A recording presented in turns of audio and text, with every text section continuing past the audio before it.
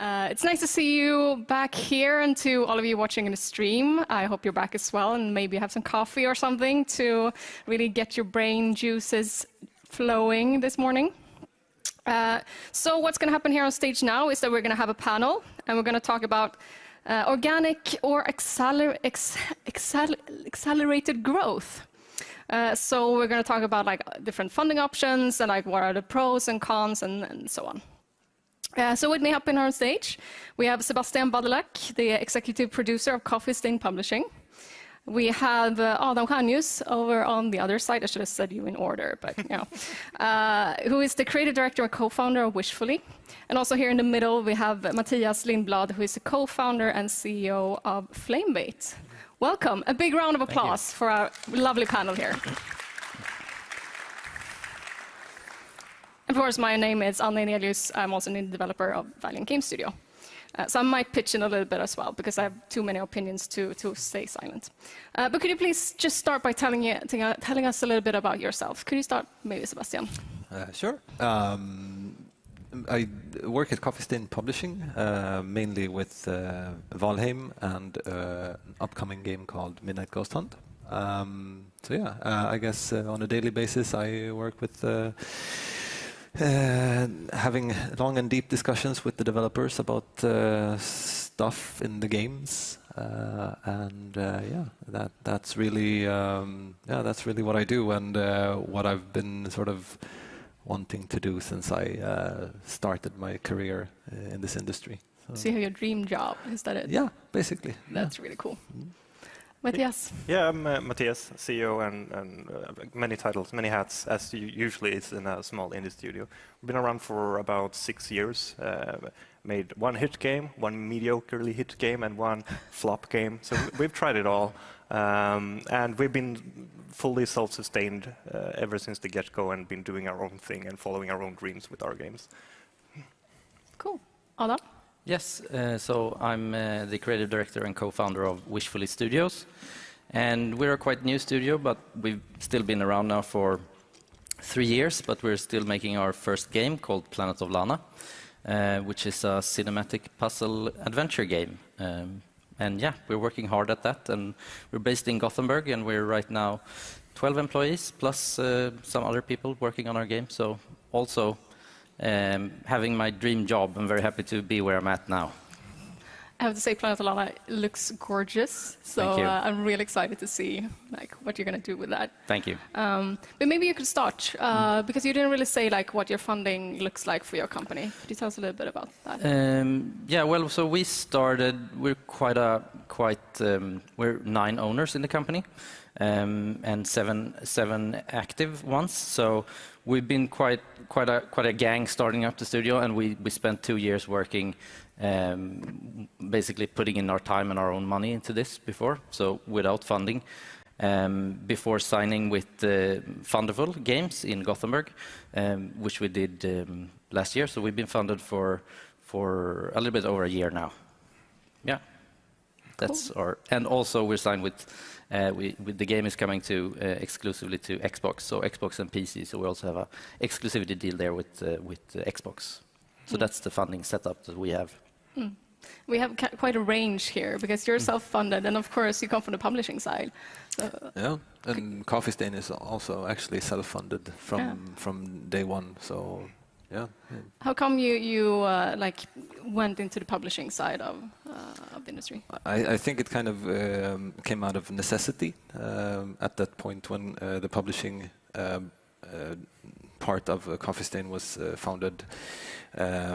Was when Coffee Stain Studios had released a number of games, and Goat Simulator especially was pretty successful, and it grew kind of big, and there was a lot of management from a marketing perspective.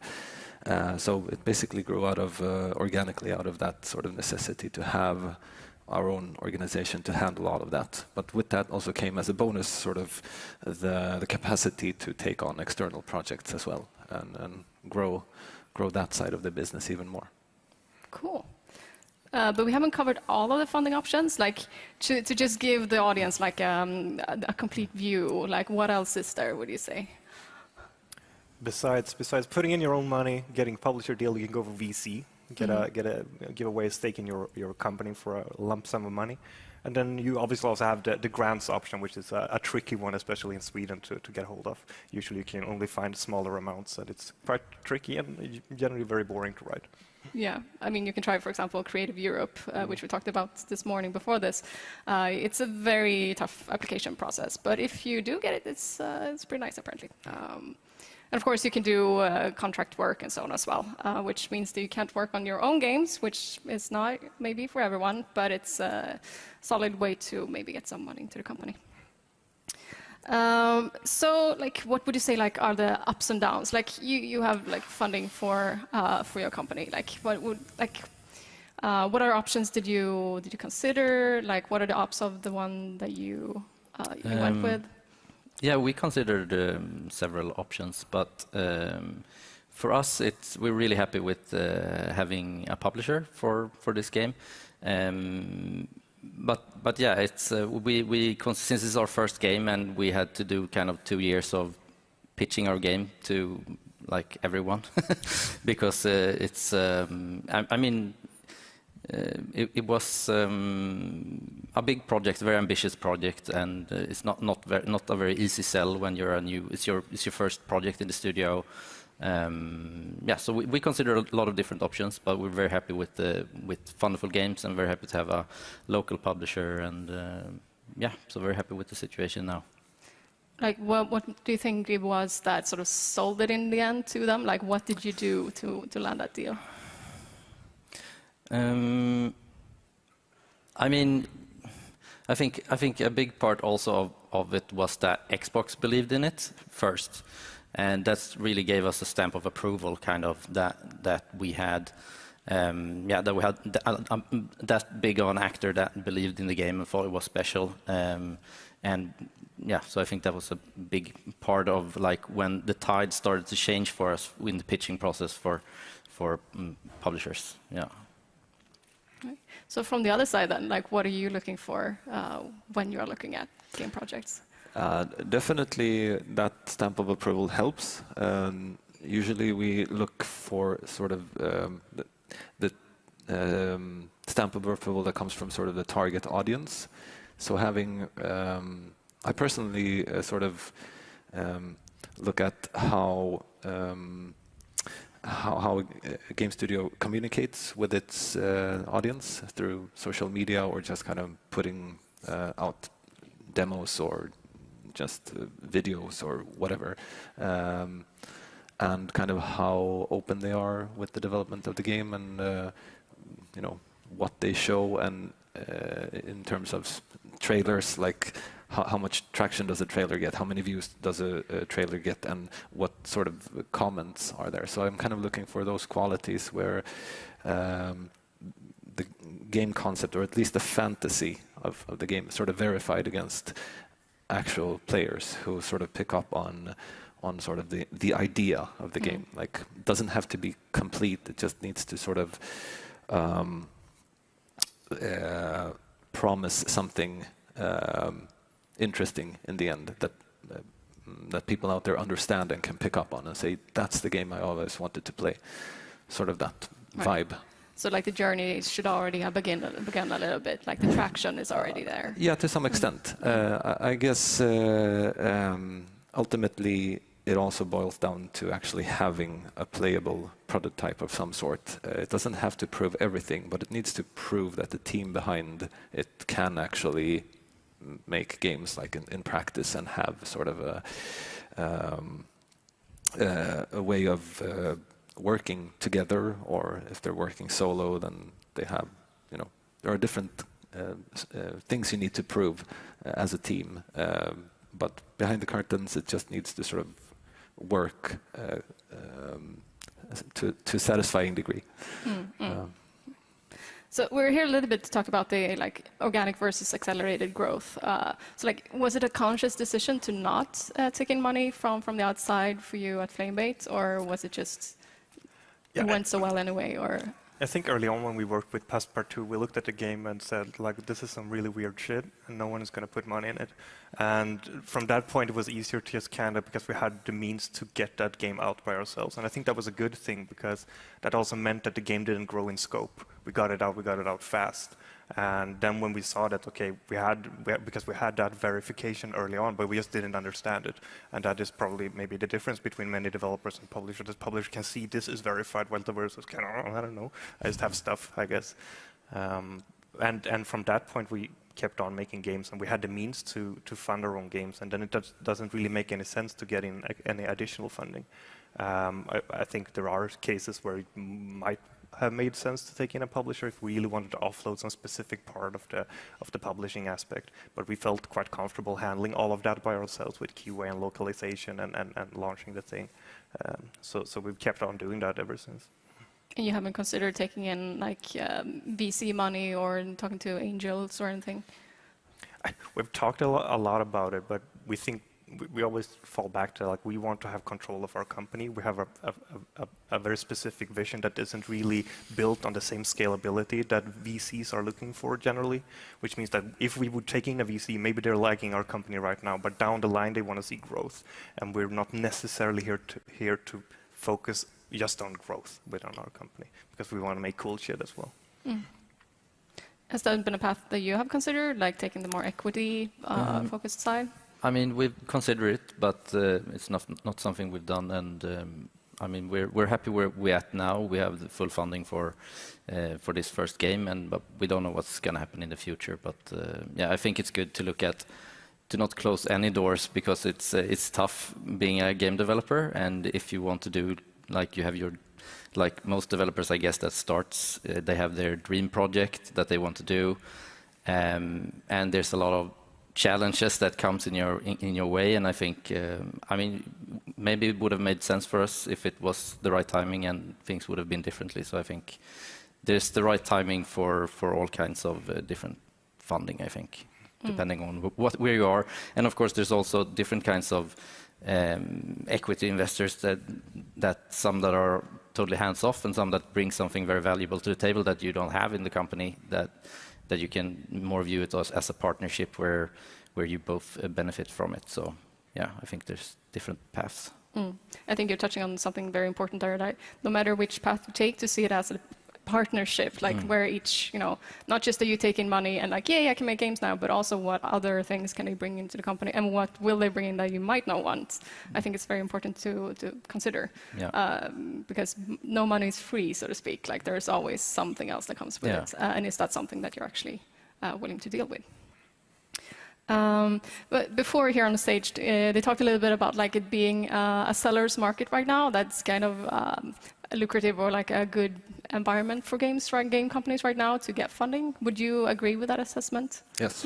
You do? Completely, yeah. But this, I think it happens periodically, and I think it'll eventually turn for a while and then come back again. But yeah, I think it's definitely a situation like that. It's fairly easy to get money, and that's a super good thing, obviously. That people are more willing, perhaps than ever, to invest and take risks in games. And yeah, so I mean, it's a very opportune time right now, and I think still maybe the message should be, since it's easier to get money and the environment is sort of more beneficial to game developers, it's a good time to really try to push the medium to new heights, take on greater challenges as game developers. Yeah, so I guess I don't know if that makes any sense risk-wise, but it's definitely like for the medium as a whole, it's an opportunity to sort of push it to new levels. Basically. It's time to take the opportunity and create something. Yeah. Do you agree, Mattias? I mean, I wouldn't know how the market really looks, because we haven't been actively searching for money, so it's kind of hard to take the temperature of it. But I trust Sebastian. We were supposed to have a fight here on stage. We talked about this. How do you feel? Yeah, maybe the same as Mattias. I think I have a hard time like really taking the pulse on that, how that market looks like, but I'm happy we have funding to say that much. Yeah. No, but I think personally I can definitely agree. Since my company has taken an angel investment and I've been to pitch events, stuff like that, and like a couple of years ago, investors from other part of the like tech industry were like, I don't understand games. I don't know how what to look at, and like which is fair. Like they never invested in games before, but I think there's definitely like a shift where more and more.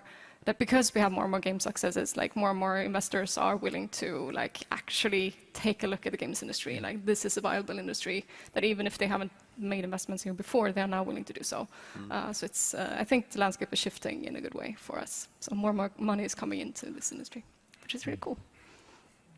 Like, do you see any trends towards like, has it been very publisher heavy? Like, do more people take in more equity money? Have you seen any shifts like that, or has it been like the same over the past few years? What are the trends when it comes to funding? I think I see more and more publishers trying to kind of like challenge the concept of what a publisher does and try to shift the way they work, because it's been very traditional for quite some time. Yeah. And I think that's very interesting to see, because not all studios need the exact same prepackaged deal from every publisher. Some people can handle the porting themselves, some people can handle various aspects themselves. Even some just need money, and then you're not looking at a publisher anymore, just looking at a fund or that type of thing. So I definitely see like it's opening up and people are trying to challenge that. And with that also, I think the sort of image of the evil publisher is slowly being changed to something more positive. I think that's a trend. At least that's what I hope is a trend. But yeah, because new publishers coming along are trying different things and trying to sort of reimagine how to do publishing to actually, create value. That hopefully that does have an effect on that old sort of stale image of the evil publisher. I mean, there have been more and more actual development companies that become publishers, like you. So, like, I guess that's part like companies that have been through, the process of, working Indeed. with bad publishers, and like just don't want to do that anymore.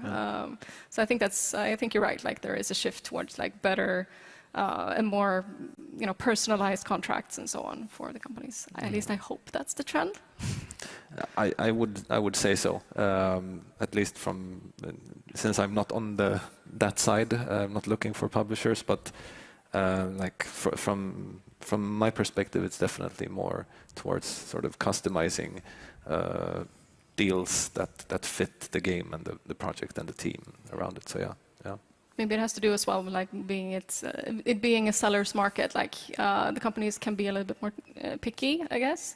So like the publishers have to sort of sell themselves as well and like give a good deal. Maybe that's part of it. Yes, definitely. Do you think it will last, the seller's market? You said it maybe goes a little bit in waves, but like, what do you think is the future? No, I think it'll shift eventually. It can't go on forever. Like, we can't have perpetual growth. We can to some extent, but I think that at some point enough money will have been invested. Some of those money will be lost. And maybe some will make a profit. But I think at the rate things are like money are being invested, I think we will sort of at some point cap out and have a bit of a recess and then come back again eventually. That's at least what I think. Yeah, it makes sense. Like eventually, you can only fit that many games on the market, and eventually, some people will start losing money, and that will start to make investor trust go down, and then people who maybe be more on the tech side who got into games kind of like, oh no, I'm going back into tech. I'm not going to be in this space anymore, and it's like this natural dance, I think. Yeah. You agree, Adam? Yeah, I think so. I also think it's interesting that because. When we started, or when I started with Planet of Lana back in 2017, it was kind of like, okay, I didn't know the market at all back then, but it was also like, it's like I couldn't take the temperature on the market or how easy it was or not to like do a thing like this, and it's just interesting that it's impossible, of course, to see into the future. and you can't really predict how the climate, like the pandemic hit just before we started. Like we had our proof of concept demo and started like really trying to find a deal, and that ended up not affecting so much as we thought, but we were quite scared. And it's just what I'm trying to say is just that it's when you start, you should just go ahead as well, because you like not be afraid of like if there's like a trend of it going down, because it, like you said, it probably goes in cycles, and very difficult to know, because it was like when the indie scene exploded back in like 10 years ago, and then the climate changes, but then again new opportunities also arrive. So that was basically my 2 cents on that. I also think you can add on that, like, even if it's a seller's market, you also have way more sellers than we used to have. Like, you have more and more actors coming in all of the time, so the quality bar is always raising. So even if publishers have many to pick on from, they're becoming increasingly better games with each year that has this magic sauce that you need to have. Do you see any like differences between like what it looks like in Sweden and other countries, like when it comes to the choice of funding or the availability of funding, money in the market and stuff like that? Actually, Germany has a really strong funding program for games, where you basically can get half of the funding for a games project. And I think it's starting at 100,000 or 200,000 euro. It definitely covers sort of maybe not the solo indie projects. Those probably don't have a very good chance of being funded. But again, smaller indie projects with like budgets of maybe 500,000 euro would it seems to be targeted for them. It's a bit of work, I've been told, with the whole bureaucracy around it, filling in all sorts of forms and stuff like that, and really jumping through a lot of hoops, I suppose, to make it look like good in terms of all the bureaucracy. But in the end, you also get a bunch of free money, basically. So it's pretty good, I would say. Once that sort of kicks in fully, I think we'll see some pretty good stuff coming out of Germany. And it's still like, and that's coupled with all of the sort of, because that's public funding, right? But that's also coupled with all the grants that are available, public and also from like Epic mega grants and stuff like that. And then you have also the publisher money and the investor money, of course. So it seems like Germany is definitely one of the places to be right now. Right. So we should look out. They're coming for us. And I've not really seen anything similar in Sweden in terms of public funding yet. But we're a smaller nation population-wise, so we have perhaps more publishers per capita. So that's always something. Yeah, we don't have that many grants and so on. But Mattias, you have at least applied for one grant that I know of? Yeah, we're trying to apply for an art grant right now. That was one hell of a journey. Because like with the whole application is that it's all text-based. You're not allowed to mention yourself or your game or what you worked on before, so it's all anonymous. And then you have to like write an essay of why your game is going to be cool culturally. So that was like the polar opposite of like how a pitch usually goes, right? But it was fun. But yeah, Sweden has a very shitty architecture when it comes to grants, like barely existent at all. I think Germany seems to be a really good place. I think Finland also has. I think they come up to 50% as well. And I think maybe that could be the reason, because you always have this conversation of like all the games are too corporate or too businessy. Like, yeah, but maybe people are not allowing themselves to take risks because there aren't any of these grants where you can kind of take a chance and take a risk. It's a bit of a catch-22 almost. Yep.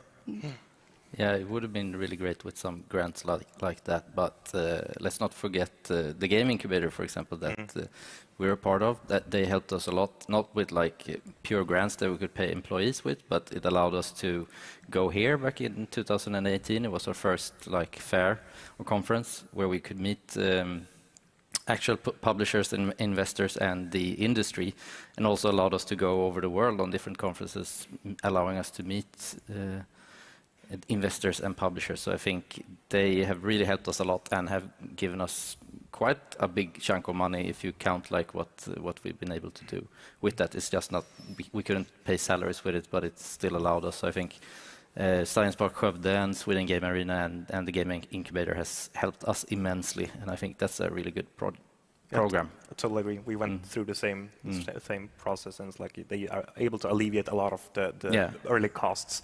Just getting a place to have your office is huge when starting up. Yeah, and when you don't know the industry, it's kind of like just a wall of like before I was just a consumer loving games, but you don't know even if you know games, you don't know the industry, and it's just like, how do I get in contact with like someone that works at Xbox so I can pitch my game or whatever. It's been, I think that it can't be understated how important that is to allow people to just come in contact with the industry and giving and sharing your knowledge and your experiences. I think is really valuable as well. Yeah, for sure. Like just a conference like this, just meeting people and like, you know, these spontaneous meetings that hopefully we can have again now that the pandemic is not over, but getting there is so important. So definitely, so like having these like this infrastructure that we have in Sweden, I think is, I don't know if that's available anywhere else in the world, really, like to the extent that we have here,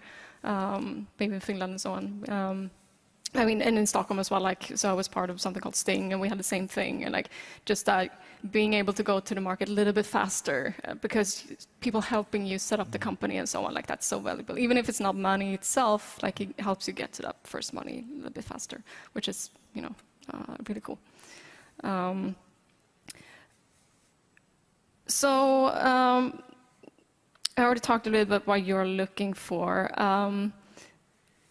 Like, what are some best case scenarios that you've seen from other studios? Like, are there companies that you think have done it well? Like when it comes to growth, for example, both on the more organic side and on the more accelerated side. Like, are there any success stories that you've seen that you want to give some kudos to? Or some cautionary tales, maybe? I think Valiant is pretty cool. Pretty cool, right? Cool of you to bring it up. Gonna talk more about that in a moment after this. Yeah, but I would say that perhaps one key takeaway from that is in terms of growth. Like oftentimes you get so focused on sort of trying to survive as an indie developer that you sort of forget to plan for success.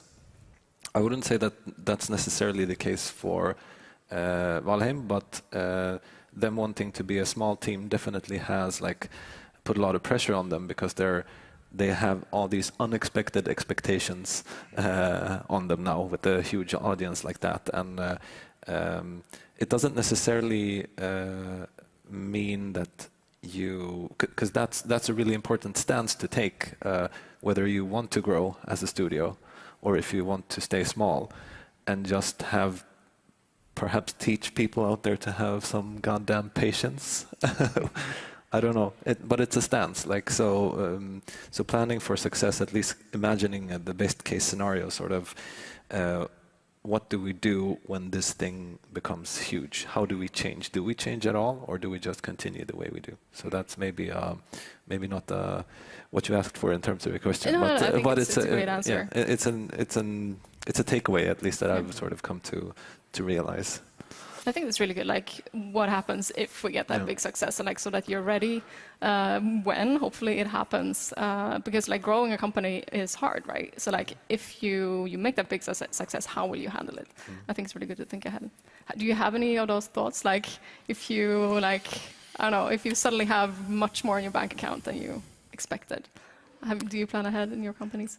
Somewhat, I guess. I don't think we did it early on because we were very fresh into the industry. It was like we just want to release a game, and then it just accidentally kind of became a hit, and that was in the position we found ourselves in. You already been there, right? Yeah, almost in that position.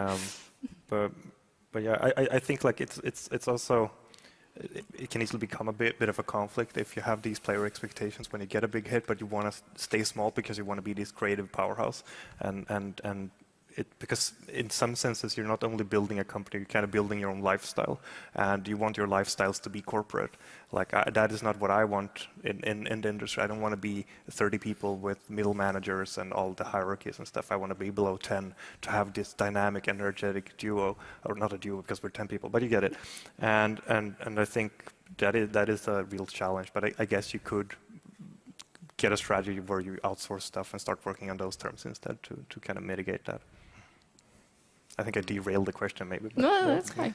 No, but yeah, I think it's good to have thought about it at least, and like have a vision for the studio that everyone is on board of. So you know, like what you want to be, and yeah, and stick to that, I think. And then, but yeah, of course, like things can happen, and it's also interesting to change, as you did, for example, with the journey you had on for Coffee Stain. It's quite amazing to see that.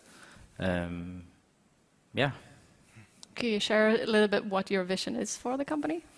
Yeah, our vision for the company is to, as Mattias talked about as well, stay like we really, and I really love like being this creative team and be able to be agile and that everyone can feel part of the process, the creative process. I think is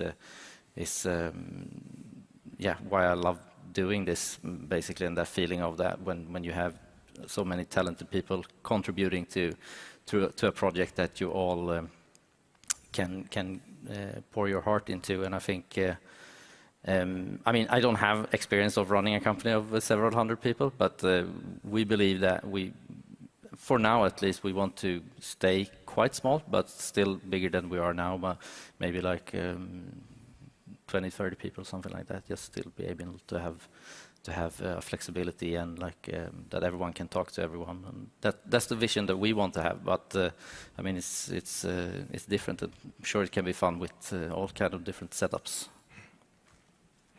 Cool. I guess we can talk a little bit about going a little bit further into a potential journey for game companies. So some companies have made IPOs and gone to the stock market. Can I hear your opinions on that option for a game company? I think it's in this climate, it seems like it's a great way to raise money, but it also comes with a huge responsibility. It sounds, from that perspective, it actually sounds like a bit of a nightmare, because so much complexity is added with that money. But I also think that sort of if you have people who are interested in managing all of that, then it's definitely an interesting journey to be had. But I also think that in general, like raising money is sort of about getting the means to fulfill your vision, right? So whatever you find legitimate way you can find to do that really fits your team, whether that is an angel investor, if you have a really good relationship with an angel investor, then that's the way for you to do it. If you're really interested in the stock market, then with all the complexity comes with that, do that thing. So I think it's, yeah, I probably wouldn't recommend it, but for those who have sort of the passion for that, then yeah, it's interesting, definitely. Mm-hmm. It's not for everyone, probably. It's not for everyone. Then you have to think about quarterly reports, and you probably need to be a little bit bigger of a company, so you can do something good every quarter, something that brings in money to the company. Have you thought about that at all for the future? We've discussed it like jokingly, but I always say like if you decide to do an IPO, I will resign because I don't want to deal with that type of shit. I don't think I'm not sure if IPO makes sense for the style of company we would be either. Like IPO for a game company that are only making a few games every year doesn't really make sense because the stockholders want to see growth that is usually fueled by acquisitions and those types of things. You can need to become that type of company in order to kind of propel that. Yeah, I agree. I would rather see a future of less pressure and more creativity, I would say. And I think that perhaps might mitigate that.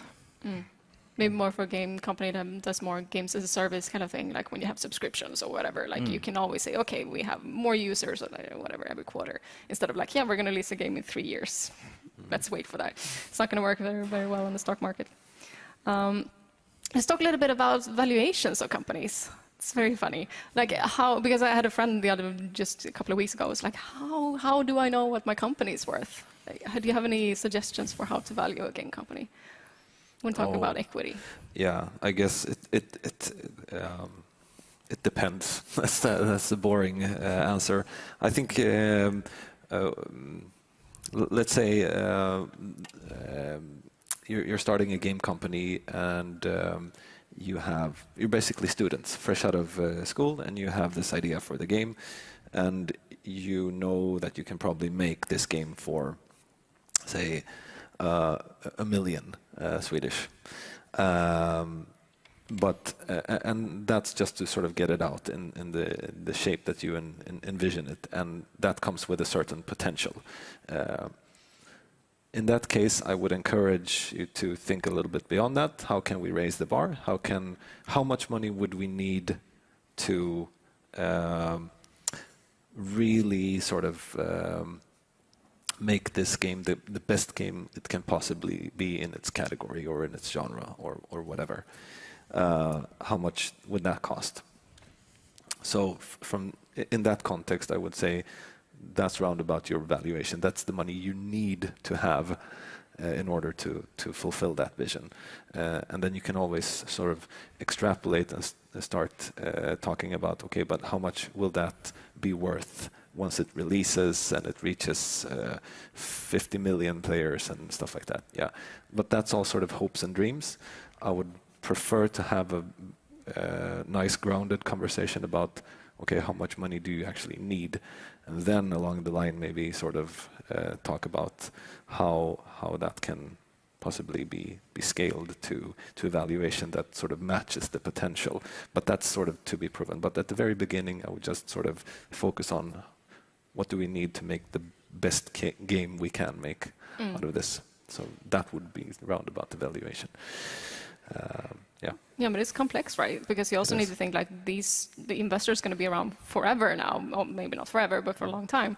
So like, it's not just investing in this game either. So like where will this money take us? Because if that money runs out and your game is not out, maybe, and like now you have these investors with all these opinions, like you have to almost think a little bit further into the future if you take in investors into the company. Yeah. Do you have anything you want to add? Any of you? No, I think as you're touching on there, I think you need to be. I think if you're starting out and starting a game company as students or whatever, I think if you're not used to the sums being thrown around, like what it takes to do a game, or like maybe you don't even know how much it takes to do a game, because it's kind of hard to imagine if you haven't done it before. I think try to just talk with people and get the experience of someone that's done it before, so you don't undervalue your company. Yeah. And that it makes sense, as you say, to have investors, whether it's an equity investor or a publisher, that you feel good about. That, I mean, you're going to work with these people, and it needs to feel good, I think. Yeah. Yeah, and I think I probably not look at VC as an option for funding a single game, unless it has this long-term games as a service thing, and the investor is also the key partner to unlocking other possibilities. Because if it's just money, I think maybe VC isn't the best path forward. I think maybe a publisher or a project fund would make more sense in those cases. But yeah, evaluating studios is really tricky, because there's a lot of just hypothetical value. Yeah. Like, when you look at it, I would assume that you would be looking at different KPIs depending on what style of game it is, and see, okay, what is the revenue forecast and what is the potential within the IP, and make some sort of gut feeling. Or maybe there's some nerd with an Excel sheet who can input a bunch of stuff and get that for you. Yeah. But yeah, the key point is that it's super hypothetical. Yep. So that's usually when I like in a climate sort of like this, when you have all this money floating around, perhaps the sort of there may be a tendency to sort of create these very elaborate PowerPoints about how you're with all those hockey stick graphs where your company is going to be worth 100 million in 10 years or something like that. And that's all well and fine, but it's hypothetical. So I would sort of encourage going back to sort of, okay, what do we need and how much of the company are we prepared to give away in order to get that money that we actually need to build the game. Exactly. I mean, because you are losing part of your company, right? Yeah, you are losing some of the control of your company. There are more people with opinions now. Yeah. So, like, what is that worth to you? But at the end of the day, like, it's like selling a couch, right? You just need to agree as well with investors, like, this is the value of this. Like, it's at the end of the day, it's a sum that you make up. Yeah. And then you just have to convince someone that your company's worth this. It will make the money back for the investor, hopefully 10 times the money that they put in, right? Yeah, yeah. So you have to be able to show that sort of potential. Like, if you give me this, I will give you this back in this amount of time. So there is no easy answer, I guess. Nope. I tried as well to give an easy answer, and sometimes you need to bullshit and just like, this sounds good, and let's go with it. But it's always going to be sort of hard.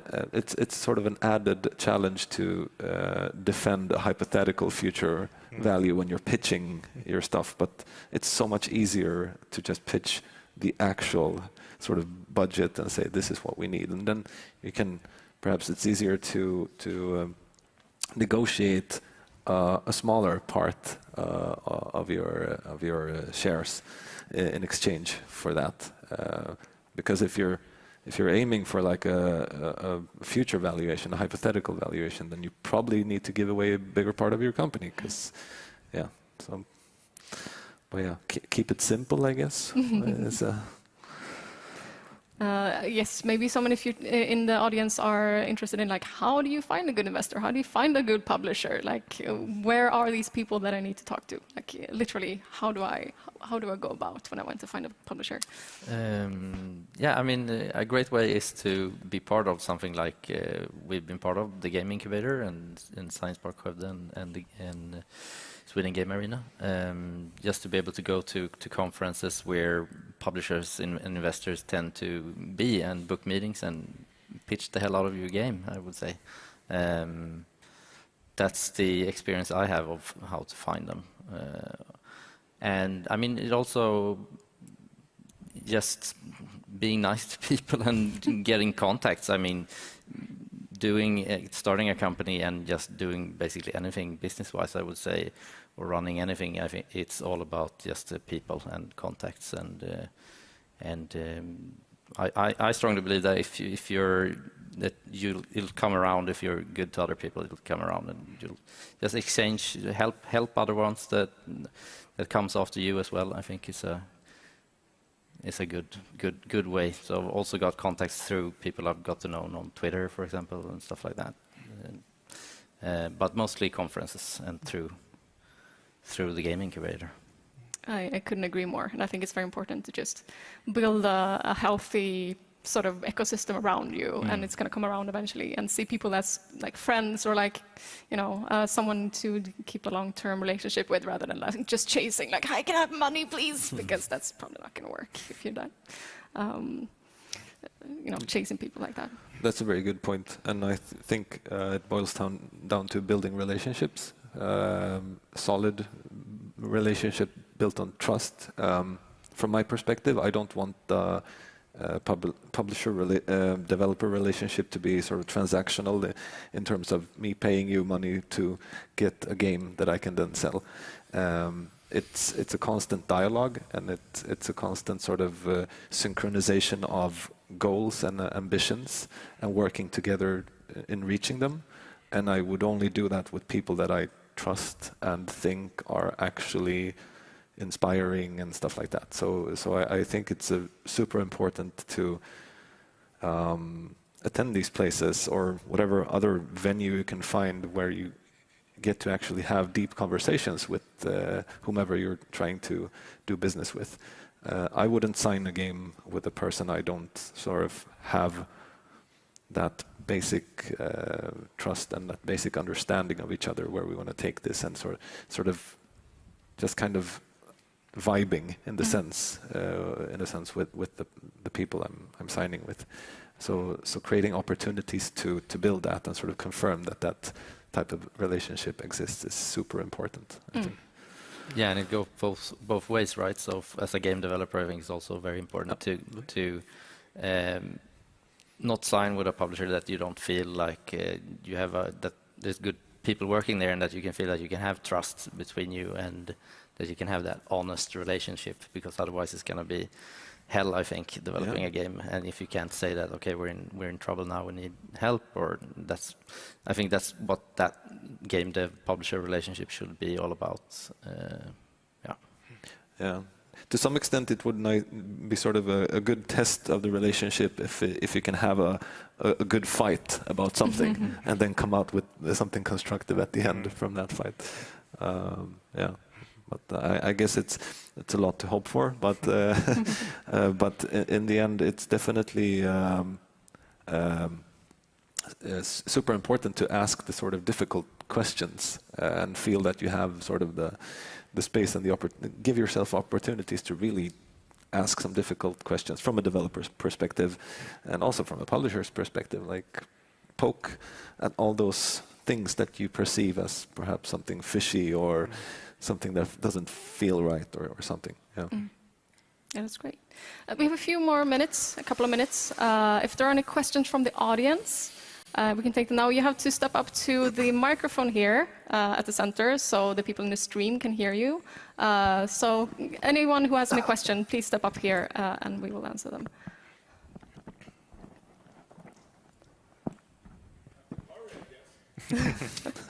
Hi, Eric here, and I'm working with multiplayer games, and I wonder from a studio perspective, what of these 3 different venues of getting money is well suited for a ambitious multiplayer game, would you say?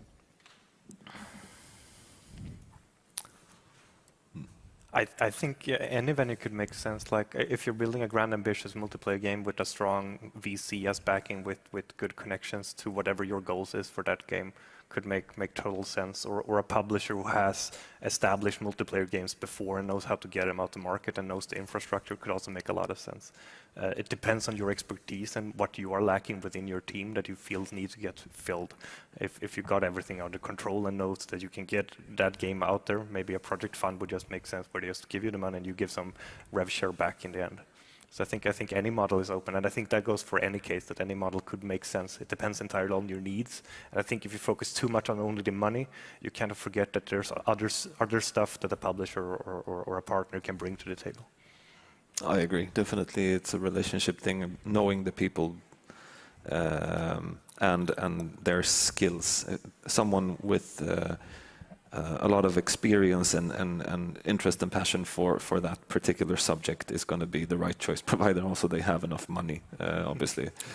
But yeah, I would say that the qualities of the people involved and their level of commitment and sort of like personal commitment to the project. How many hours will they spend helping you reaching your goals, and do you have are you aligned in terms of your goals and ambitions? That would be key because that's a very complex project and it has so many factors, and it really needs to be done right. It can't rely sort of on someone dumping a bunch of cash on you and just saying, you go ahead and solve that, because if coming as an underdog, that's a really tough situation, I would think. All right, thank you. That's unfortunately all the time that we have. Do you have any final notes, anything you want to end on in this panel? No, I really liked when networking, make friends, don't try to get stuff. I think that is a good closing advice. I think that's really good as well. Definitely. Thank you so much. This was excellent. Thank you to all 3 of you. A big round of applause.